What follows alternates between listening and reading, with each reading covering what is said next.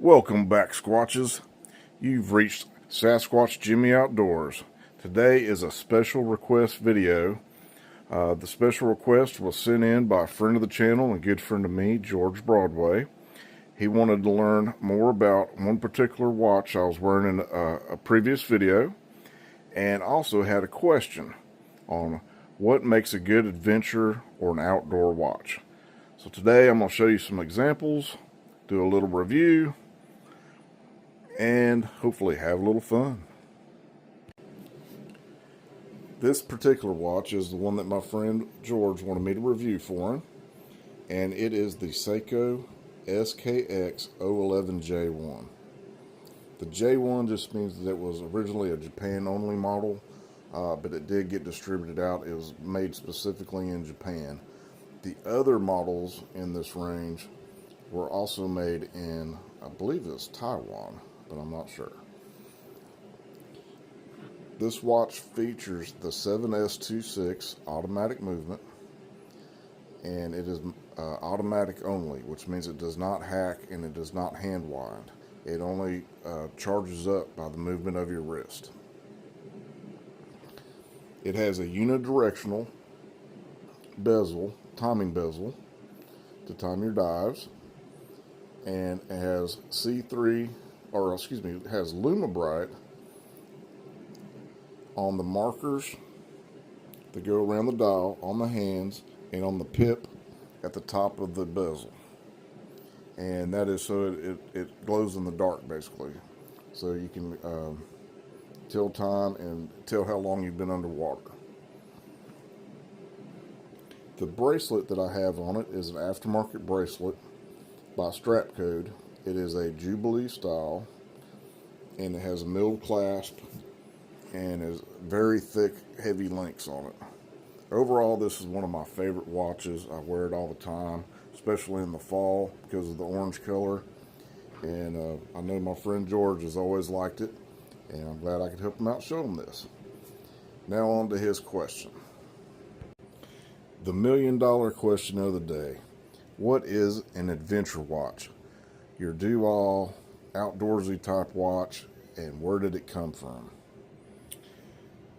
As far as I know, the earliest examples were pre-World War II, and they were heavy-duty sports watches. They were built a little tougher, a little more robust movements in them. They were mostly mechanical wind and had very legible dials, so you could see them in low light conditions, and it was made to be a trusted companion, so you keep track of time. The version on your left is, I would call, almost a semi-field or military watch. The one in the middle is more of your traditional adventure watch. It's what the style that was originally put out there as your adventure watch, or something like a Rolex Explorer, Omega Aquaterra. Those type of watches were the originals, so to speak, that kind of sprung the movement. On your right, that is more of a traditional military field style watch, which became in favor in World War II and continued all the way through Vietnam, and is still very popular today. Now for me, here's where things really get interesting. In the late 50s, the first divers watches came out. They were designed as skin divers and for the first deep water diving watches. The water resistance rose up and the toughness increased. And in modern times, to be called a diver's watch, the watch has to be ISO certified in order to legally say diver or divers on the dial. On your left, you've already been introduced to the SKX there. In the middle, I know it's not running, but that is a more modern design, Seiko Samurai. And on your right, you have a Street Tuna. And this is kind of an evolution in itself. On the far left, you have automatic only. In the middle, you have automatic and mechanical hand wind and hacking. And on the right, you have a solar quartz movement.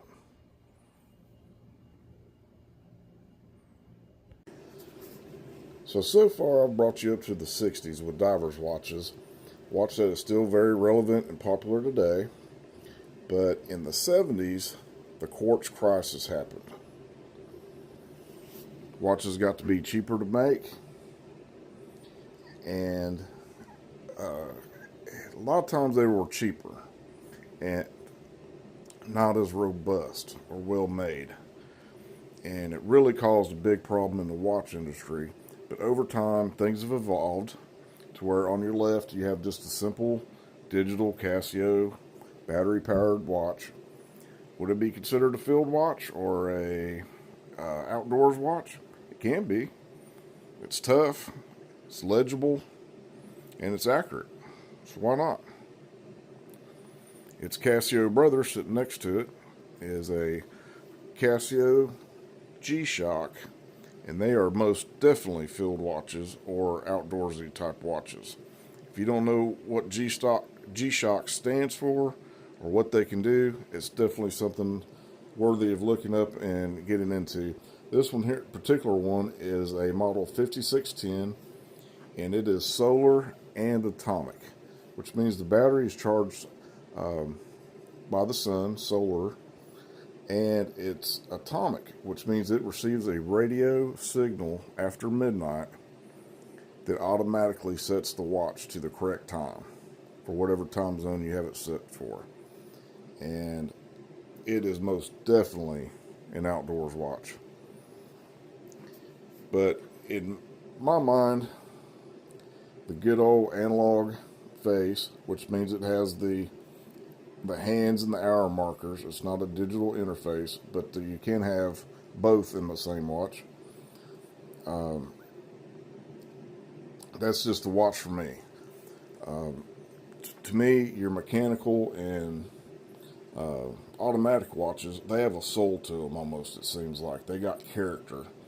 With your quartz movements, they seem to be a little lacking, but what they lack in character, they more than make up for in accuracy as well as reliability. The dive watch that you see there, the solid black one or blacked out one, it is a solar quartz watch, and this thing has never missed a beat since I've had it. I love it.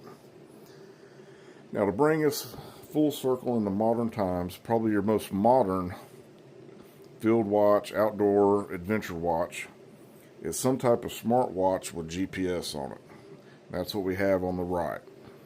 It is not solar, and if you do decide to look into watches like this, solar is definitely an option to look into.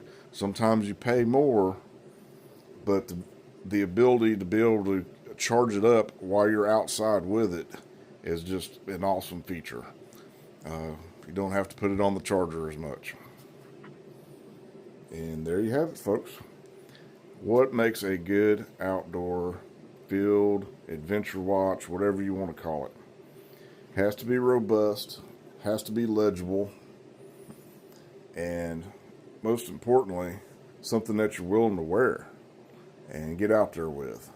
So there you have it, folks. Hope you've seen something that you like, something that maybe sparked your interest, maybe get you into looking at watches. If you have any questions or want me to do a specific review on any of these watches, let me know at Sasquatch Jimmy Outdoors. Thank you.